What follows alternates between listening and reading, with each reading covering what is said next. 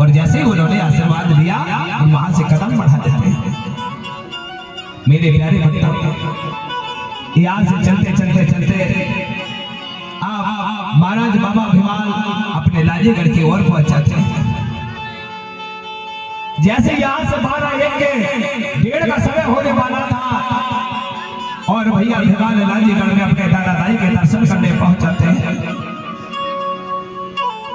जैसे ही उन्होंने लाजीगढ़ में पहुंचे, 1 बजे की कर्मीनी रात थी। उसी कर्मीनी रात में दोनों दादा दाई माता निद्रा देवी की गोद में सो रहे थे। उन्होंने समझ गए कि हमारे भैया बाबा को जगाना उचित नहीं है। उन्होंने हाथ जोड़ के बंदना किया। रात के 1:30 बजे जा रहे हैं और द्वार के किनारे जाकर के बाबा भीमाल ने पांव पड़ लेते हैं। और जैसे पांव पड़े भैया, पांव पड़ के वहां पर नमन किया जाता है। और जैसे पांव पड़े तो कहने लगे, भैया आज मेरी यात्रा को सफल कर देगा। अब मैं करूं तो करूं क्या, दोनों बहन मेरे पल्ले पड़ गई है। अब विवाह होगा या रुकेगा वो तो वह सब आपके चरण में है। और पांव पड़ के वहां से गुजर जाते हैं। और जैसे ही आगे पहुंचे तो देखो जरा क्या हो रहा है।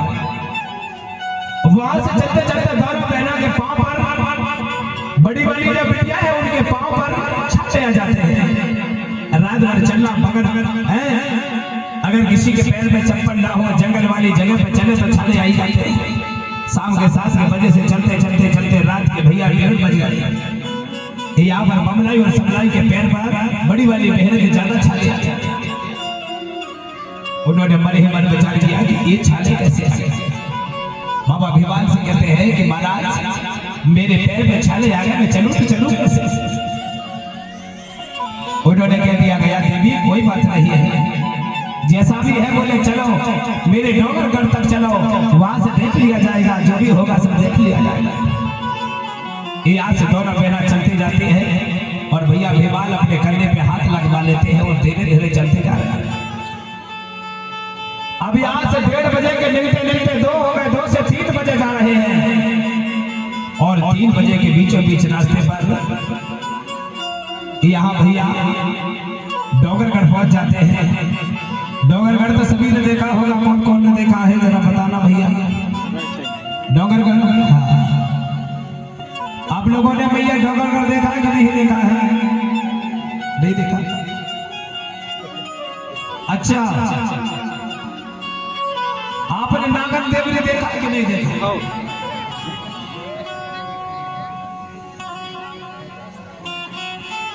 देखा होगा आप लोगों ने, जबलपुर तो देखा होगा। हाँ,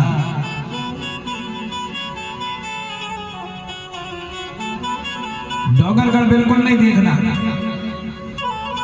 अगर कहीं आपने डोंगरगढ़ देख लिया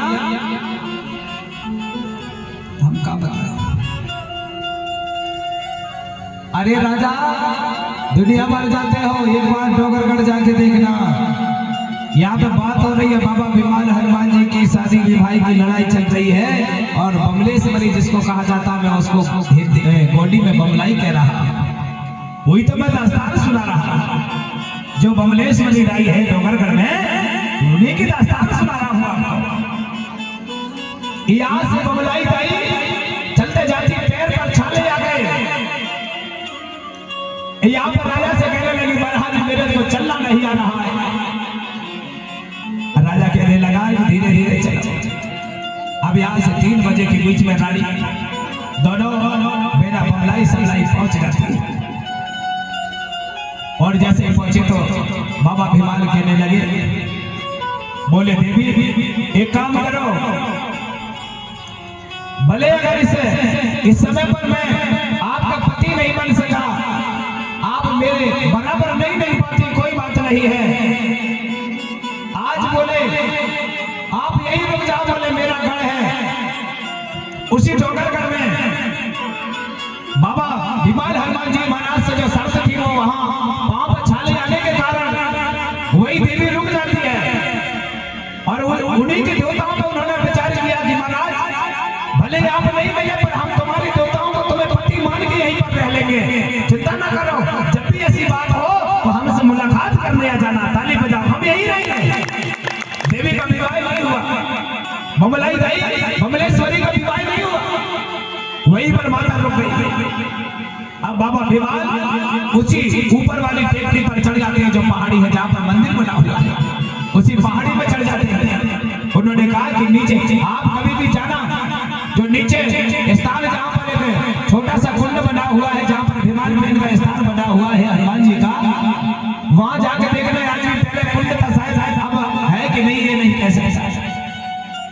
वहां पे पानी का झीला था, वहीं पर हमारे नाजीगढ़ के राजा बूढ़ापो और कोतमा दाई के देवता धुलने जाते थे। जैसे किसी का देवता जाते हैं कोटरामढ़, किसी के धनवाईमढ़, किसी का चौरागढ़, किसी के कहीं जाते हैं देवता धुलने, ऐसे हमारे नाजीगढ़ के राजा बूढ़ापो और माता कोतमा यानी मराठी परिवार के देवता जाते थे डोंगरगढ़। ताली बजाओ, वो डोंगरगढ़ जाते थे। तो यहीं पर माता रुक जाती है, और रुक जाती है, रोने लगी, कहने लगी महाराज मेरे किस्मत क्या थे जो आप मुझे नहीं मिले, अब मैं करूं तो करूं क्या, अब जाऊं तो जाऊं कहां। उन्होंने वहीं पर चौक पूरा, पहले तो सरव गाय का गोबर लिया, 5 कलश वहीं पर मिट्टी का पुतला तैयार किया और मिट्टी के छोटे छोटे गोला तैयार करके रखा, और वहीं पर अपने वंदना चालू कर देती है। और बाबा कहते हैं कि चलो अगर हिम्मत हो तो हम तुमको पहाड़ी चढ़ा देते हैं। लेकिन मैया क्या कहती है, भैया बसराव कहना पड़ेगा, मैया कहती है कि महाराज मुझे चढ़ना नहीं आ रहा है, अब चढ़ूं तो कैसे चढ़ूं तुम्हारी पहाड़ी, मुझे चढ़ना नहीं आ रहा है। हृदय में भाव होते जा रहा है, देखो जरा।